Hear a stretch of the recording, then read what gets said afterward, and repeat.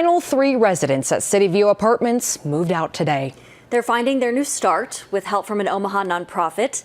First Alert 6 Philip Katafamo shares what's next. Jacqueline and Aaron, volunteers with the North Omaha Community Partnership, are on site moving furniture from the building, but says all tenants have been relocated. Some are in new homes, others are in hotels until their apartments are ready.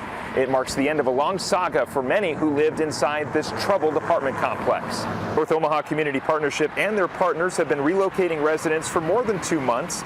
Untold finances and background checks created challenges for some residents, but have since been resolved. The conditions inside were something the NOCP staff had never seen in Omaha before. They say while security and common areas improved after the building moved into a receivership, it was still deplorable inside. The infestation was still a problem. There was still a level of filth that was inside of the units, that caused issues. And it was just really something that I had never seen in real life.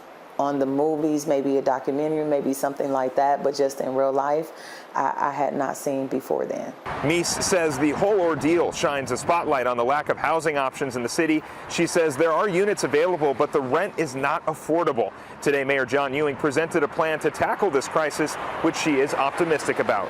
For now, the NOCP will continue to follow up with residents as they get settled into their new places. As for City View, this building so many once called home will be boarded up. In Omaha, I'm Philip Katafamo, First Alert 6. Back to you.